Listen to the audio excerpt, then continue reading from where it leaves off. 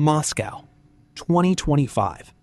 A man walks freely near the headquarters of the FSB. Interpol is hunting him. Germany wants him on trial. The world demands answers. He walks. His name is Jan Marsalek. For 10 years, he was the second most powerful man at the largest fintech in Europe, a company listed on the Frankfurt Stock Exchange, admired by governments, audited by the biggest firms in the world. That company had a secret. 1.9 billion euros never existed. And Marsalek, he was never just an executive. He was a spy, recruited by Russian military intelligence, inside the financial heart of Germany for a decade. The question nobody has fully answered yet is this: was Germany deceived, or did it pretend not to know? To understand how this scandal was possible, we need to go back to the 1990s and understand the mindset of a Europe that had just won a war without ever having fought it. The Berlin Wall had fallen in 1989. The Soviet Union dissolved in 1991. The West took a deep breath and concluded that it had won, not just a Cold War, but history itself. Liberal democracy and capitalism were the inevitable destiny of humanity. That was the belief. In that climate of euphoria, Germany had a central role to play. It was Europe's largest economy, the industrial engine of the continent, and it wanted to prove it could compete with Silicon Valley in what mattered most in the new century: financial technology. The word fintech didn't even exist yet, but the race had already begun. It was in this context that in 1999, a small payments processing company was born in Munich. No real history, no major investors, processing transactions for websites that traditional banks refuse to touch: online pornography, digital casinos, sports betting. Nobody paid attention. That was exactly what its founders wanted. Because on the margins of the financial system, far from the spotlight of regulators and the press, it is much easier to build something that should never have existed. And someone, at that point, already knew that very well. Jan Marsalek was born in Vienna in 1980. He never finished high school. He holds no academic degree whatsoever. And yet, at 20 years old, he walked into a small digital payments company in Munich, a company called Wirecard. He was hired for his knowledge of WAP systems, obscure technical technology, invisible to most people, perfect for someone who preferred to work in the shadows. In 2002, Markus Braun arrived as CEO, also Austrian, always in a black suit, with the calculated intensity of someone who had studied Steve Jobs until he had memorized his every gesture. Braun had a dream: the largest digital payments company in the world. The division of power was simple. Braun talked, Marselek executed. And Marselek chose his markets with surgical precision: Asia, the Middle East, Africa, regions with weak regulation, opaque financial systems, and governments that could be influenced. It was no coincidence. It was strategy. Because Marselek already had a second agenda. Around 2010, he was formally recruited by the GRU, Russian military intelligence, through a Russian model who introduced him to his intelligence handler, a classic technique: seduction, trust, loyalty. Marsalek was 30 years old. He was COO of a company expanding globally. He had access to international financial systems and payment networks that crossed borders without leaving a trace. To the GRU, he was an asset of incalculable value. In Munich, he was building the future of digital payments. In Vienna, he maintained a secret office right next to the Russian embassy. In 2017, he traveled to Syria to visit Wagner Group units on the ground. Two worlds, one single person. And nobody, apparently, noticed a thing. Between 2010 and 2018, Wirecard did something very few European companies had ever managed. It became a global phenomenon. Revenue was growing at 30% per year. Profits were rising. Analysts were cheering. Goldman Sachs had a strong buy recommendation on its shares. Commerzbank called fake news on any article that dared to question the company. And in September 2018, the moment that sealed everyone's fate arrived, Wirecard joined the DAX, the index of Germany's 30 largest companies, the ultimate symbol of European corporate credibility. A company founded to process payments for online pornography was now standing alongside Siemens, BMW, and Volkswagen. Germany was proud, and that pride would become its greatest weakness. Because while the applause echoed through Frankfurt, there were signs. Small ones at first, then impossible to ignore for anyone willing to look. Since 2015, the Financial Times had been publishing articles questioning Wirecard's accounts. Journalist Dan McCrum was the face of this investigation, a man who had started receiving anonymous tips about accounting irregularities and who, instead of filing them away, kept digging deeper. Article after article, McCrum was building a dossier. Wirecard's response was immediate and brutal. Private detectives hired to surveil journalists. A man caught spying on the Financial Times building from across the Thames, monitoring reporters' movements. Lawsuits, pressure on sources, an organized campaign to destroy the credibility of anyone investigating the company. And the most shocking part? BaFin, Germany's financial regulator, the very entity whose job was to protect investors, took Wirecard's side. In 2019, when the Financial Times published a devastating series of articles containing the company's internal documents, BaFin did something unprecedented in the history of European financial regulation. It did not open an investigation into Wirecard. It opened a criminal investigation against the journalists and the investors who were betting on the company's collapse, the so-called short sellers. It banned short selling of Wirecard stock for 2 months. It treated whistleblowers like criminals, and it treated criminals like victims. Why? There are 2 theories. The first is the simplest: national pride. Wirecard was the crown jewel of German tech. Admitting it was a fraud would mean admitting that the entire oversight system had failed completely. That was unacceptable. The second theory is darker, and it is the one investigators are still pursuing. Marselek had deep ties to corrupt officials within Austrian intelligence. Court documents showed those officials were working in coordination with Russian services. How far did that influence reach? All the way to BaFin?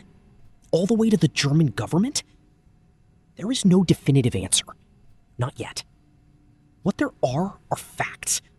And the facts say that between 2015 and 2020, while a British journalist was trying to expose one of the biggest frauds in European history, the system that was supposed to protect citizens was protecting their oppressors. Meanwhile, Marsalek kept building his parallel empire. In 2017, Wirecard acquired Citibank's prepaid card business in the United States. These cards could be loaded with tens of thousands of dollars in cash, completely anonymously. For a system designed to fund Russian clandestine operations, it was a perfect tool. That same year, Marselek traveled to Syria, not as a tourist, to visit Wagner Group units on the ground, the Kremlin's mercenaries fighting in an active war zone. He flew back to Munich, sat down at his COO desk, and kept signing Wirecard documents. The perfect double life. But every double life has a breaking point. June 2020, Munich. KPMG had been hired to do what EY, Wirecard's official auditor for years, had never seriously done: verify whether the money actually existed. The answer came in the form of silence. The Philippine banks contacted by KPMG responded with unsettling clarity. The accounts that Wirecard claimed to hold in the Philippines Accounts that were supposedly holding 1.9 billion euros in client funds did not exist. They had never existed. The bank letters that Wirecard had been presenting to auditors for years were forgeries. Documents fabricated in an operation set up in Singapore, where two intermediaries signed balance confirmations for money that had never been there. 1.9 billion euros, created out of thin air, held up by fake paperwork for years.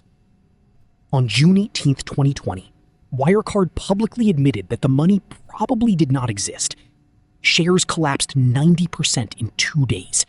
20 billion euros in market value evaporated. 63 days after joining the DAX as a symbol of Germany's technological future, Wirecard was technically insolvent. Markus Braun was arrested at Munich airport, handcuffed, photographed. Jan Marselek told his colleagues he was going to the Philippines to prove his innocence, that he was going to find the money, that he was going to fix everything. He boarded a plane, not to the Philippines, to Minsk, Belarus, then to Moscow. With the help of people closely connected to Russian intelligence services, he assumed a new identity, that of a Russian Orthodox priest named Konstantin Byazov, a real priest living in Lipetsk in southeastern Russia, who physically resembled him. The passport was issued with Marselek's details and the priest's photograph. He entered Russia and vanished. But Wirecard's collapse revealed far more than an accounting fraud. As German, Austrian, and British investigators began peeling back the layers of the company, what they found was a structure that went well beyond digital payments. Wirecard had been used as a shadow bank for the Kremlin. Money laundered through its financial structures across multiple countries. Russian intelligence operations funded through its payment systems. And Marsalek, at the center of it all, coordinating espionage operations on European soil that had nothing to do with fintech. In London, a network of Bulgarian spies recruited and paid by Marselek had been tasked with surveilling and potentially eliminating Russian journalists and dissidents on British soil. Their leader, Orlan Rusev, exchanged more than 70,000 messages with Marselek between 2020 and 2024. Their operations included surveillance, intelligence gathering, and kidnapping plans. In 2025, Rusev and his accomplices were convicted in a British court. Marselek remained free. And the question that investigators could not answer, and that Germany preferred not to ask, was this: how was all of this possible for so long? EY audited Wirecard for a decade. It never verified the actual existence of the money in the Asian accounts. BaFin regulated the company. It went after journalists instead of criminals. The German government held Wirecard up as proof of the country's technological competence. It protected it diplomatically. Collective failure? Institutional blindness? Regulatory capture? Something more deliberate. Wirecard's collapse was not simply the end of a company. It was the beginning of an accountability process that Germany attempted, and in many ways is still attempting to manage without destroying itself in the process. Markus Braun has been held in Munich since 2020. His criminal trial, one of the most complex in German legal history, is still ongoing.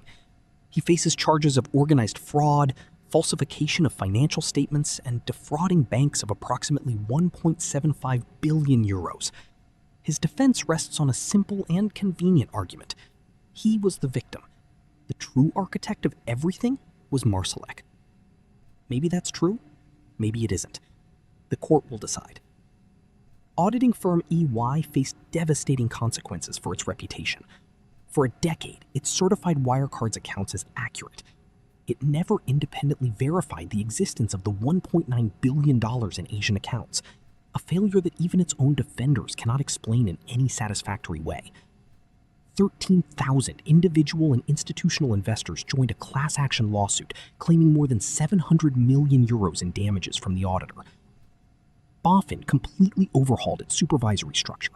Its president and vice president stepped down. New rules were implemented, speeches were made. But the question that remains unanswered is still the same. How did a regulator reach the point of prosecuting journalists instead of investigating a billion-dollar fraud? In Singapore, 2 intermediaries who fabricated the fake bank letters were sentenced in January 2026, 6 years after the collapse, to prison terms of between 6 and 10 years. In the Philippines, authorities concluded that the money had never been there. Full stop. And in the United Kingdom, the National Crime Agency revealed in 2025 a money laundering network directly linked to Marselek.